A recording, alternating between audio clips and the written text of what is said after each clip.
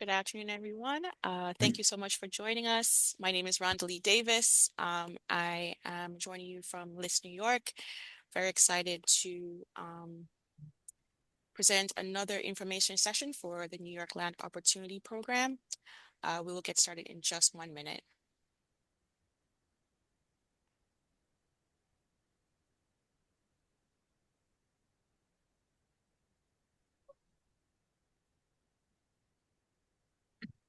Oof.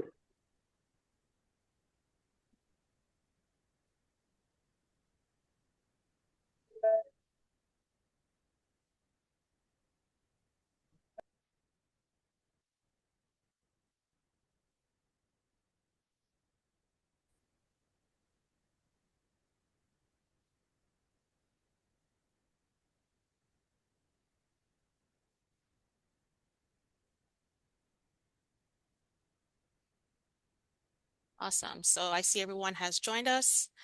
Once again, my name is Rondalee. I am a Senior Program Officer here at LISC, New York. We are very excited today to be talking about another RFQ that our office is working on. Today, we'll be talking about the request for qualification for co-developer for a site in Poughkeepsie, New York. So most of you would have probably heard this spiel before in terms of the work that we do here at LISC. LISC is an organization about 40 years old. Our goal is to work across the country to bridge relationships and expertise to assist community organizations in attracting resources that allow us to do our best work. And that means working with community partners, state agencies, local corporations to create capital resources to develop communities throughout the state of New York. And in doing so, we work closely with our community-based organizations to connect residents and advance the goals that they themselves have prioritized. In terms of partnership, like I said before, LISC has been around for 45 years. The LISC New York office was the first and is the flagship office of LISC. We were established in 1979. Over that period, we have deployed $35 billion in capital to communities, and we have results, and that has resulted in a 93 billion in additional public and private investments. We are proud to have created over 500,000 units of housing and 83 million square foot of commercial retail, which includes community spaces and schools. The LISC New York office, like I said before, it has been in existence since 1979. Some of the programs that we have here is one of which is the NILOP, which is the New York Land Opportunity Program, which we'll be hearing more about today. We also have a number of initiatives across the state. In 2024, we're proud to have a record of $124.2 million invested in New York State and created about 3 million square foot of commercial space in that year. Our work also spans housing and commercial and community spaces, but we also provide training and technical assistance for developers, an array of other programs that seek to nurture community leaders and build capacity of organizations. The New York Land Opportunity Program is our mission-based and faith-based initiative that aims to provide technical assistance with New York State actors. We launched this program back in 2016. It was relaunched in 2022 to provide technical assistance in the ways that it does today. We are proud to have 20 participants in the NILOP, and these initiatives are aimed at creating affordable housing across the state to meet the needs of communities. I would now like to pass the torch to Jimmy Miller, who is the CEO and founder of Sincere Consulting. Jimmy leads Sincere, which is a small powerhouse firm that provides holistic strategic planning and development consultancy. He has served in a myriad of leadership positions, including the Deputy Assistant Secretary to the Governor of New York, the Deputy General Manager for NYCHA, and has been the President of the New York Housing Trust Fund Corporation. Over the past 4.5 decades, he has led the development of more than 11,000 housing units at a cost of $2.5 billion. Jimmy? You're muted. Thank you, Renali. Again, could we just go to the next slide, please? I'm going to just talk a little bit about the New York Land Opportunity Program. This is my fourth year being involved in the program, and this is my third cohort. So, in a nutshell, this program is designed to help faith-based and mission-driven organizations who own land but don't have either technical expertise or capital to develop that land into affordable housing. So what this program does is that it bridges the gap between the aspirations of the churches and nonprofits and the objectives to create affordable housing. So again, this is the 2025 cohort, of which the Luther County Network is a part of. And initially, the program started out being just New York City only. It was then expanded to upstate New York and then to Western New York. And the 2025 cohort, it was expanded to the entire state. And in March 2025, we selected 10 members to participate in this particular cohort. Next slide, please. As I said, there are 10 members in this cohort. They're equally spread throughout the state and Western New York, Hudson Valley, and New York City. There are approximately 17 participants in the entire New York NALOC program spanning back to 2022. And you can see all of the current members of the 25 cohort on the right-hand side. My right, maybe your left. And you can see the members of the 22 and 23 cohort on your left, maybe your right. Next slide, please. I have had the great distinction and luxury of the last couple of months of working with the fine people from the Lutheran Care Network. We've been working on helping them to find their objectives for this development, helping them come up with test fits, helping them to come up with a concept plan that we'll talk about shortly. And so we're working with Lorraine Filagara, who's CEO for the Luther Care Network, and she has devoted her career to not only serving nonprofits, but she's also with the emphasis on serving mission-driven work and governance. As the CEO of the Luther Care Network for the past 6 years, she's focused on building a leadership team that's capable of delivering high-quality healthcare and housing services for seniors while navigating a highly regulated environment. Before becoming CEO of the Lutheran Care Network, Lorraine served as CFO at the Lutheran Care Network for 10 years, working through significant challenges to establish a more durable financial structure for the organization and to improve long-term sustainability. She is now actively pursuing growth by expanding their mission, including plans to develop the organization's vacant land into affordable senior housing. And again, that'll be the focus of what we'll be discussing today. And also, she's been focusing on a development-oriented mindset aligned with community needs.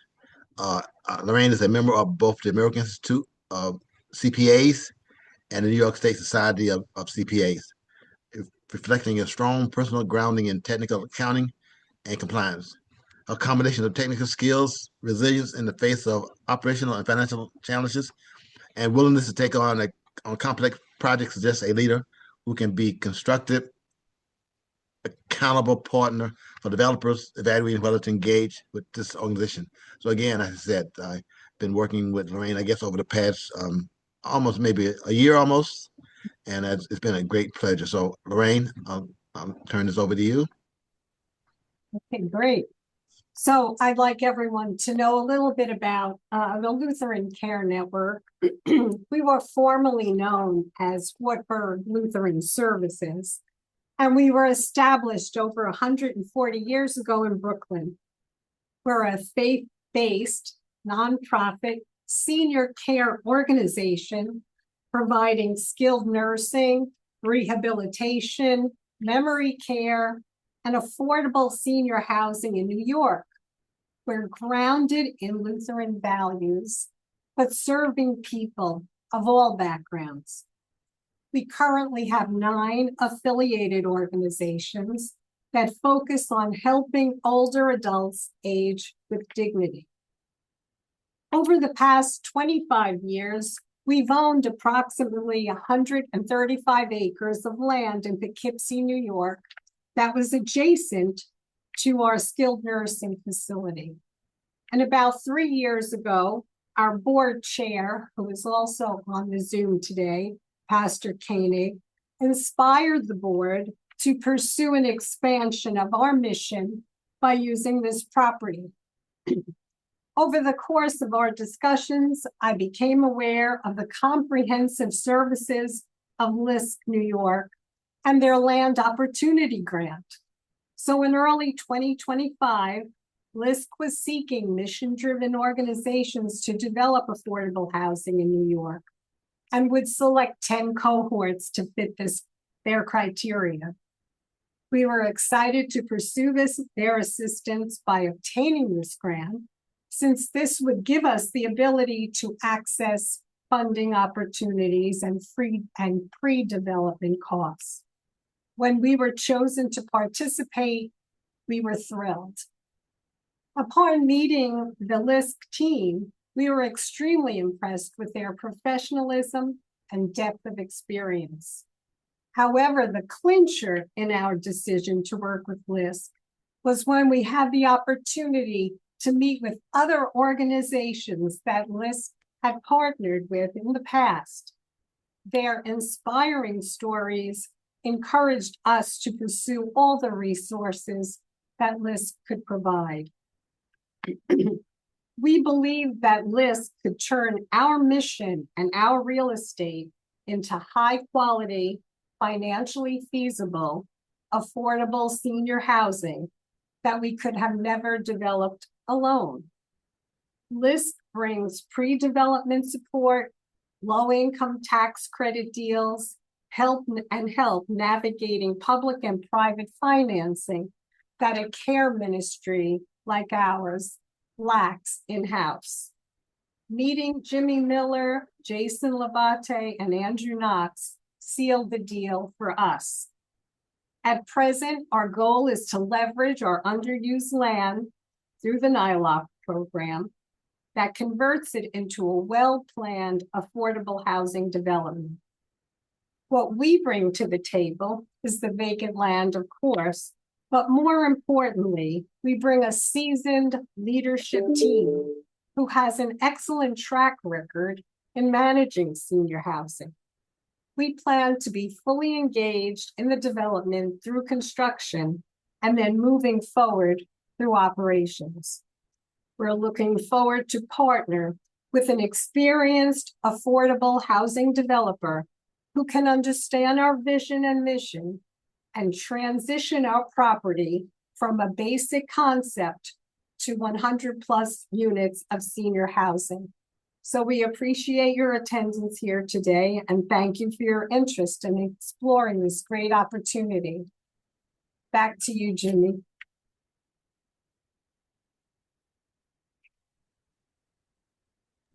Next slide, please. Next, introduce Susan Kaloff, as Vice President, Housing. Is Susan with us today? She is, but for some reason she keeps telling me she can't get into the Zoom. I'm sorry. All right. We'll see if we can get her in the Zoom, and if so, we'll come back to her later. Pastor Connie, would you like to say a few words? Lorraine covered all of it like really well. She did good. She is the best. So, yeah. Go ahead, Pastor. In terms of Susan, though, Susan has been with us for maybe close to 30 years. She's the vice president of our housing developments, We have 4 HUD housing developments, and we also have 1 affordable housing development. Our scores with HUD and REAC are excellent. She's totally devoted to housing and to our mission, and I think any developer would love to work with her and her team. All right. Lorraine, I am sold. Okay. All right. Can I be your co-developer? Please. Right. All right. All right. Next slide, please. I think I actually have Susan. All right. She Okay. might have used um, Lorraine's link to get into the meeting. Susan, are you there?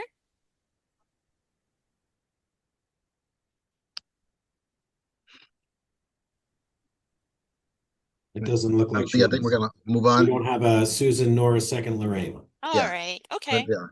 yeah, I see a lot of questions popping up. I didn't Excellent. want to lose that momentum. All right, gotta move on. Next slide. I think I don't need to regurgitate the Elizabeth County Network. I think Lorraine did a fantastic job of explaining who they were and what they do and their mission. So for the sake of time, I'm going to skip this slide, please. I again, we, as Lorraine was saying, we have a team that consists of myself from Sincere, Andrew Knox is from ESKW, their architect, and we have Jason LeBay and his team from Goldstein Hall. Our job is to provide technical assistance to the nonprofit or FBO, and so I don't believe Andrew's with us today, but Andrew's on the line now, he's on now. and he's muted. Andrew, unmute yourself. But Andrew has been He's with working on it. KW, has been a partner for since 1999. He focused on housing, community facilities, and again, he has a strong interest and focus on faith-based organizations and nonprofit organizations. He's a fellow at the AIA, and his work is recognized by AIA, ULI, New York, Sarah, the Boston Society of Architects, SHNNY, and ANHD. He's got his Master of Architect from Yale and has served in leadership roles, including co-chair of AIA New York Housing Committee. And he currently advises mission-driven and faith-based organizations through LISC and serves on the board of Bricks and Mortar. So as you can see, he has really got a keen focus on helping faith-based and mission organizations. So uh, uh, next slide, please. And then I will turn. All right, we're going to turn this over to Andrew, and he's going to walk you through the proposed project plan. And Andrew? Hi, yes. Thank you for that introduction. We've worked with LISC for a number of years on different cohorts. What our role is on the job is to work with the zoning issues on the site, what the client goals are for the site, the organization of faith, and the potential funding that's available and those restrictions that come along with it. And we try to put together a test fit that seems to hit most of those goals. In this particular site, it's located, in the town of Poughkeepsie, not the city of Poughkeepsie. We called for around 120 units. They're all set up in two-story. They're in apartment buildings, but they're only 2 stories high, is what they currently set up for. There's a small community space involved in it, and there's one of the focuses is for housing for the elderly. So that's sort of what the concept is behind it. We are going to need a zoning variance. It's currently zoned for R. It's actually 20,000, not R20, which means that there needs to be can be no more than 1 dwelling unit per 20,000 square feet. The other restriction is that they have to be freestanding single-family houses. That's not what TLCN is looking for. They're looking for sort of congregate multifamily dwellings. And so that's the zoning we're going to need to go for. At preliminary discussions with the town, they seem amenable to that, to that variance. Next. You can see the the design is basically three clusters, each of which has 80, 80, 80, that's not right. Yeah, each of which has what was a total of 120 units is what it is. The three. This is the scheme that's on the right-hand side. It's 120 units, 141 parking places, and then there's a small 6,000 square foot community facility outside building, separate freestanding building. I'll show you on the plan. Next. It's 130 square feet gross. So this site is located on Van Wagner Road, over never mind. Van Wagner Road. There's a number of wetlands on it. You can see the hatched area plus a 100-foot wetland buffer. It's a state requirement, which limits where we can build. There's sort of this odd, if you look at it in Google Earth, which I don't have a picture here, there's a sort of slightly weird rectangular or trapezoidal raised area there. I think that either they were planning to do some work there or done some initial work there. And that's where we located the building. It's a small, road that has a turnaround. It's an end destination road, and there'd be a small community in there. And you can see the community facility building, the maintenance shed, and these three two-story buildings located outside of the wetlands. And other than the need to cluster them or the requirement to cluster them there as of right. Next. Slide, please. Yes, thank you. So this is a rendering of it. You can see there, it's a pretty simple kind of construction you get in that area. With it'll likely be stick frame, low lying, and it evokes some of the single family houses and the smaller residential buildings in the area. It's supposed to give you that kind of a feel. Next. Oh, and then we go to Jason. I think that's missing in here. Those are my main points. I just wanted to just summarize that this was worked on, and the number of units that is being called out is what the client was basically looking for at this point. We can always look to see if you can put more on or less on, depending on what your growth options are. Jason. Thank you, Andrew. Next, I'm gonna just talk about this debate I said earlier. The team consists of myself, Jason, and Andrew and his team.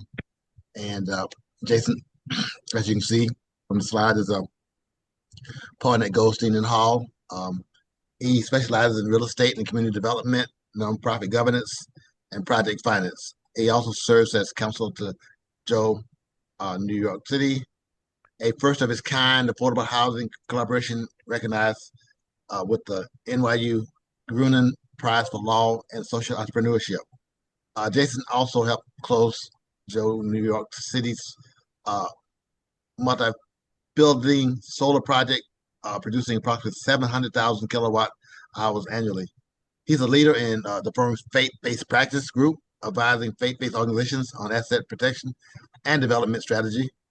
He frequently speaks on faith-based development and collaboration with the New York State Council of Churches, which honored him with a Community Development Award. Again, as you can see, all the members of our team are very, very focused on faith-based development and community development. So, Jason, without further ado, I turn this over to Jason. Great, thanks, Jimmy. So Goldstein Hall is the legal technical advisor to the LISC NILOP program. We have been so since the program's inaugural cohort, dating back, I think, to 2017 at this point. So we're almost at a decade.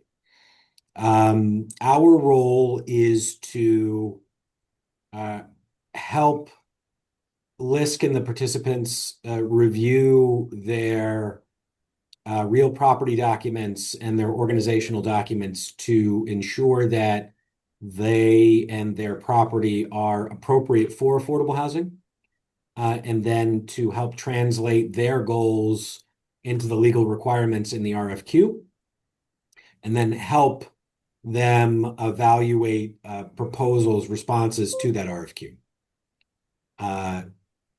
So what you have before you is a typical organizational structure for a LITAC transaction resulting from a NILOP participation. And working from the top on down, you'll see this contemplates a leasehold ownership. I think that the TLC is interested in ground lease, but I don't think that a ground lease is a requirement.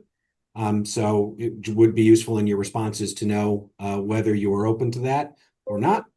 But absence of a ground lease is not fatal to your proposal. You'll see that this provides for an agreement with the leasehold owner and the developer. And then it says the developer LLC. That should actually indicate TLC's participation in the developer as well, because that's typically how we would see the developer fee paid. And a request and expectation of the RFQ is that portion of the developer fee is paid to the Lutheran Care Network in recognition of their participation and assistance in gaining approvals, in supporting the project, etc. You can see then it's your typical tax credit structure with a tax credit investor owning 99.99% of the equity, and a special member for administrative purposes, the managing member, and then within the managing member, you can see the development partner LLC, and then the faith-based organization, in this case, Lutheran Care Network. And I guess looking at this, it's implicit because the developer LLC is not defined, that the mission-driven organization, the Lutheran Care Network, would also be in the developer entity. So that's our expectation for structure.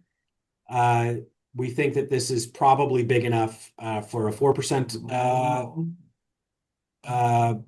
award, or underwriting, but we leave that to you in your responses to propose. The other thing that you ought to know is that in probability, although not certainty, we want to be prepared for it, and it would be our expectation that the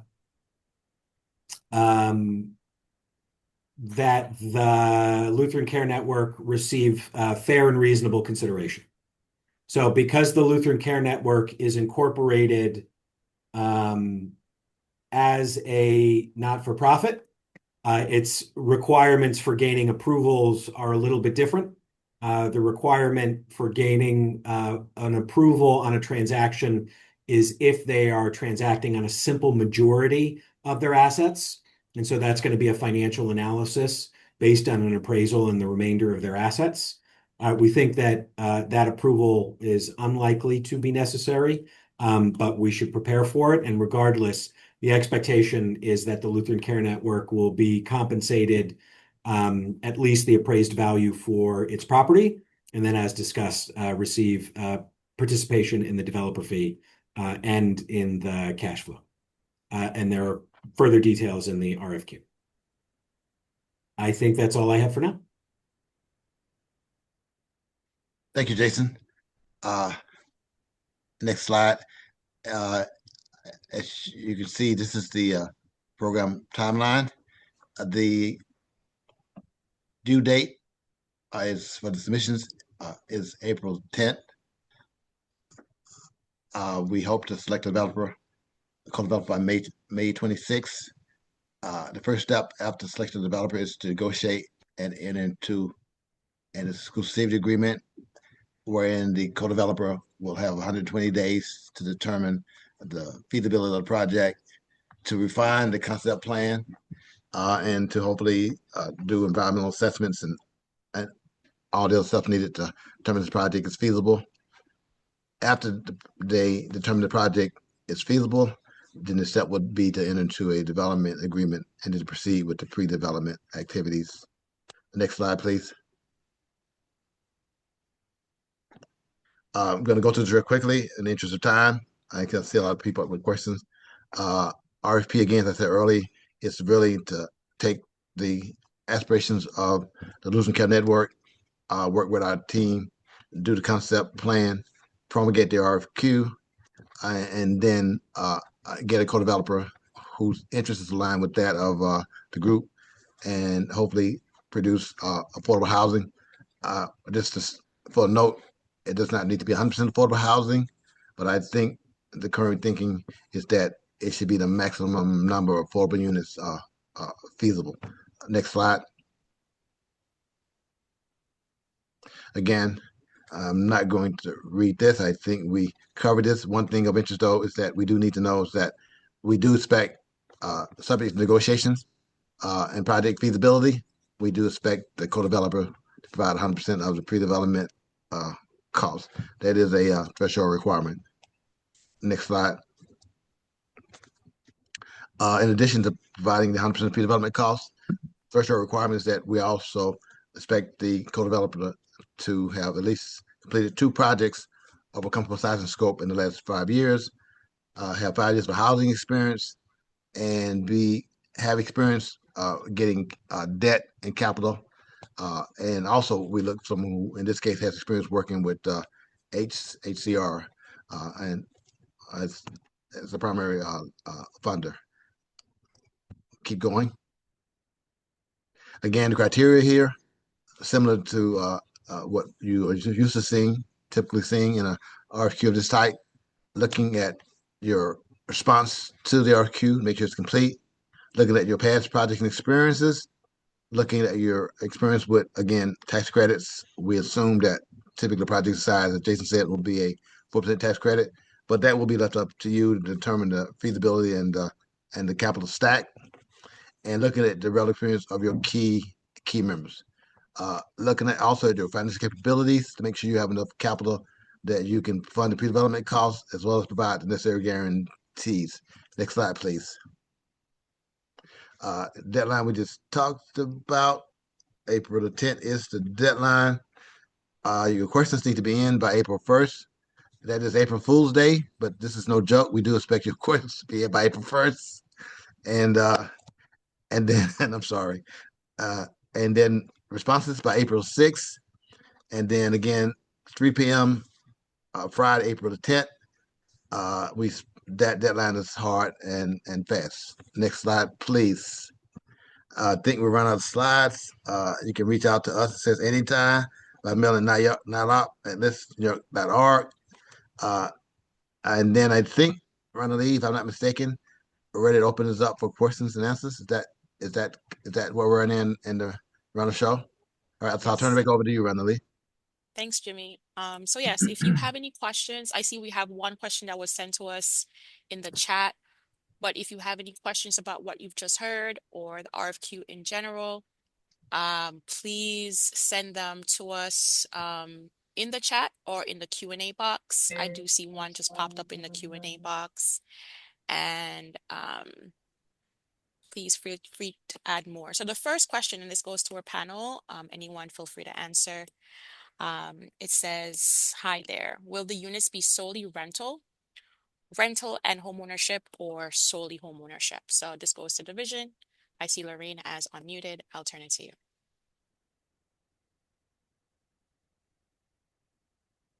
You say me, Rhonda? It could be anyone. Yeah, no, but that's if you'd fine. like to answer it, please do. Yes, fine. Yeah, our expectation is that these will be rental units. Thank you, Lorraine. So the second question we have, would the respondent have to utilize the architect consultant for the project?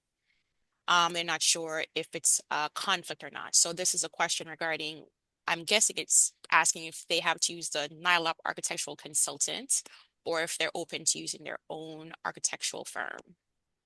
Our consultant is to develop the concept plan as they've done. I think the RFQ, I don't have it in front of me. I think it does require for them to put together a development team. So we'll assume that development team will include an architect of their own choosing, because we will be evaluating development team. So no, you're not required to use our architect as your project architect. You can choose your own. But they could use this architect, right? Yes, they can. Just wanted to mention it. I did not want to say that, but yes, you could definitely use the great team of ESKW, and I can't say anything more than that, Andrew.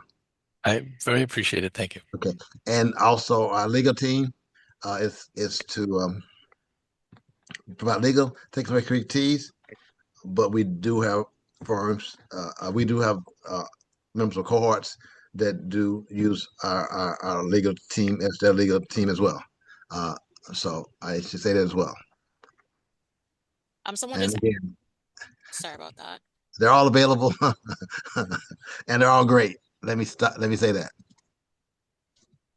Someone just asked us for the timeline slide, so I'm just returning to the timeline once again for anyone who would like to review that really quickly. But in the interim, we'll move forward with the questions.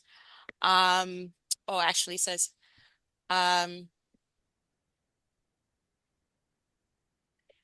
noticed that the RFQ requires a development team to include a property manager in the application. Given the experience of the team at Lutheran Care, is Lutheran Care interested in being a property manager? Is basically the question here. They can speak Yeah, for themselves. Yeah, we definitely are interested in being a property manager. Thank you, Lorraine. Someone is asking if the team has already discussed the development with HCR, and is there an expectation that this project will be in the HCR pipeline? We've had first discussion with ACR, not about this particular project, but about the project in specific. I don't know if Lorraine's had any conversation with them. I could ask her. No, we have not had any discussions with any other parties. But again, we did assume this would probably be, given its size, over 100 units. We did think this, again, subject to the underwriting and analysis of the co-developer, we did think this may be a 4% project, high-tech project. Thank you for that. And the last question we have here is if we can elaborate on the town's process / the timeline and discussions around rezoning. Drew, or you want to tackle that, or do we need to get back to them on that? We will get back to you on that one. So if there are any additional questions, as Jimmy mentioned, please send them before the deadline of April 1st to the NILAP inbox. We'll be sure to publish those responses, including this last question, the response to this last question, on our website by the question publication date. Thank you guys so much. If there are no more questions for the NILAP team, we want to thank you so much for joining us this afternoon, and we wish you a great rest of your Thursday. Have a good one. Bye. Thank you. Thank you. Thank you very much. Thank you.